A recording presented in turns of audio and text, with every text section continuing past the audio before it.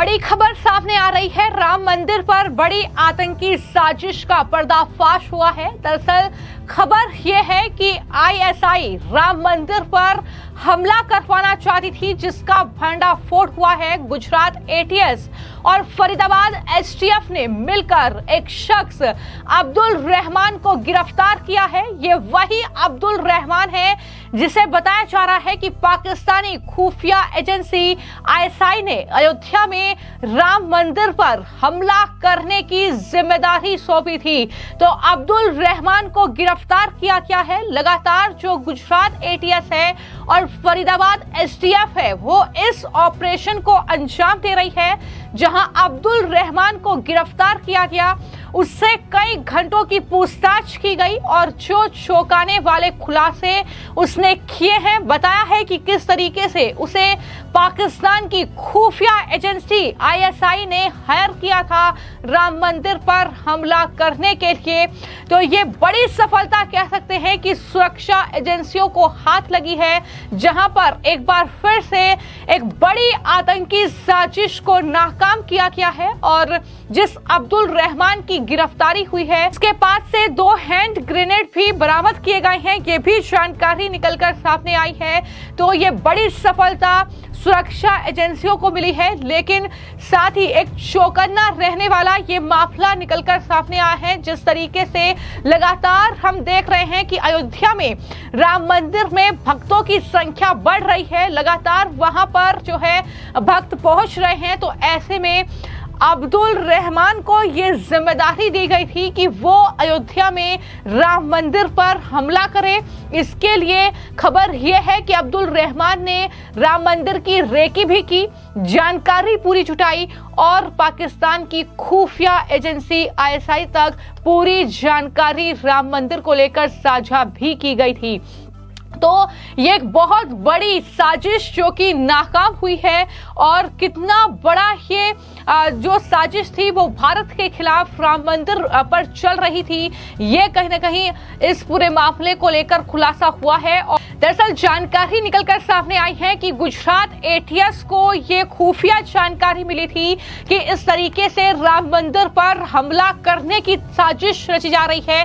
जिसके बाद गुजरात एटीएस इस पूरे मामले में जब छानबीन में जुटी तो एक खुफिया ऑपरेशन चलाया गया और उसके तहत ही अब्दुल रहमान को गिरफ्तार किया गया है। अब्दुल रहमान जो कि फैजाबाद यानी अयोध्या जिले का ही रहने वाला है, ये जानकारी सामने आई है। और मटन शॉप का वो मालिक है, उसे ही हायर किया गया था और वो दरअसल फरीदाबाद आया था, जहां पर उसे दबोचा गया है। और फरीदाबाद से वापस अयोध्या ट्रेन से जाने की उसकी तैयारी थी, लेकिन अयोध्या वो वापस जा पाता इससे पहले ही उसे गिरफ्तार कर लिया गया। जिसके पास से 2 हैंड ग्रेनेड बरामद हुए हैं। बताया गया है कि अयोध्या जिले का ही वो रहने वाला है। परिवार में माँ बाप के अलावा 3 छोटी बहनें हैं जिनके साथ वो रहता है। हालांकि माँ बाप जाहिर तौर पर इस बारे में उन्हें कोई जानकारी नहीं है, ये वो कह रहे हैं। बेटे की गिरफ्तारी पर वो बोल रहे हैं कि पुलिस वाले आए थे, गिरफ्तार करके लेकर गए हैं और उसके बाद पूछताछ की गई है, ये जानकारी उन्होंने जरूर दी है। तो जानकारी यही मिली है कि 19 साल का है अब्दुल रहमान और 10वीं पढ़ा हुआ है। अयोध्या के थाना कोतवाली इनायत नगर के मंचनाई गांव का वो रहने वाला है।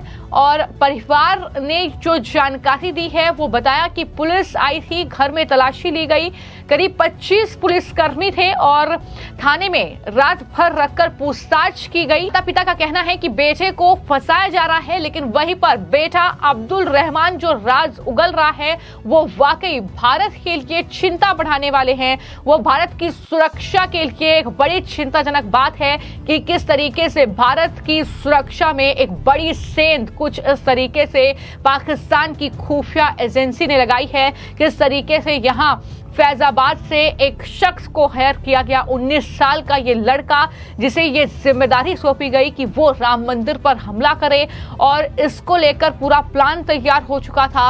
अब्दुल ने राम मंदिर की रेकी कर ली थी, पूरी जानकारी जो है वो आईएसआई को दे दी गई थी।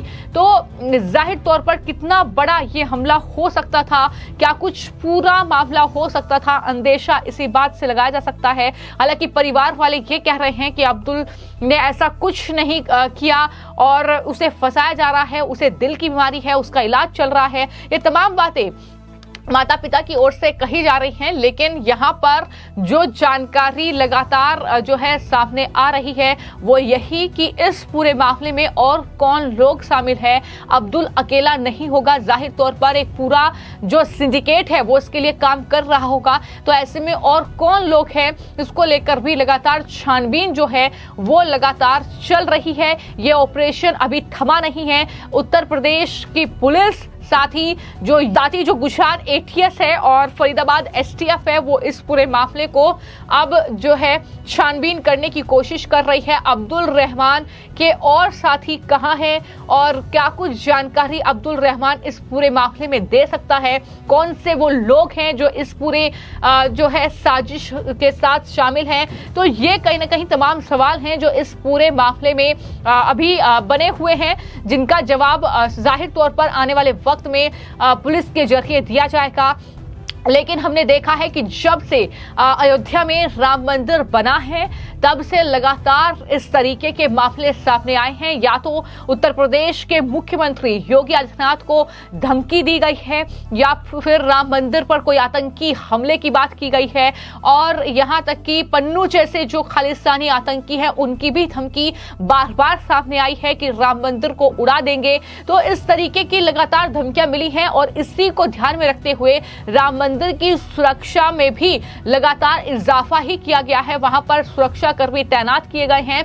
तो इस लिहाज से वहां पर सुरक्षा के बंदोबस्त तो किए गए हैं, लेकिन जिस तरीके से लगातार भक्तों की संख्या बढ़ रही है, जिस तरीके से श्रद्धालु वहां पर जा रहे हैं, उन सब के बीच अगर कुछ इस तरह की आतंकी साजिश का खुलासा होता है तो आप अंदाजा लगा सकते हैं कि किस तरीके से जो है वहां पर भारी नुकसान हो सकता था, किस तरीके का वहां पर जो है आलम हो सकता था। लेकिन इससे पहले ही इस साजिश का पर्दाफाश जो है वो किया गया है। अब्दुल रहमान के अलावा और कौन से वो चेहरे हैं जो उजागर होंगे, कौन से वो लोग हैं जो इस साजिश का हिस्सा थे, कौन से वो लोग हैं जो पाकिस्तान की आईएसआई से जुड़े हुए हैं, ये कहीं ना कहीं बड़े सवाल हैं जो अब आने वाले वक्त में जब ऑपरेशन पूरा होगा उसके बाद मिलेंगे। लेकिन बताया ये जा रहा है कि अब्दुल रहमान जो है कई कट्टरपंथी जमातों से भी जुड़ा हुआ है, ये आरोप उस पर हैं। तो क्या कुछ खुलासा अब्दुल रहमान के जरिए होगा, किस तरीके से पूरे मामले की तफ्तीश जो है अब यूपी पुलिस के साथ मिलकर की जाएगी,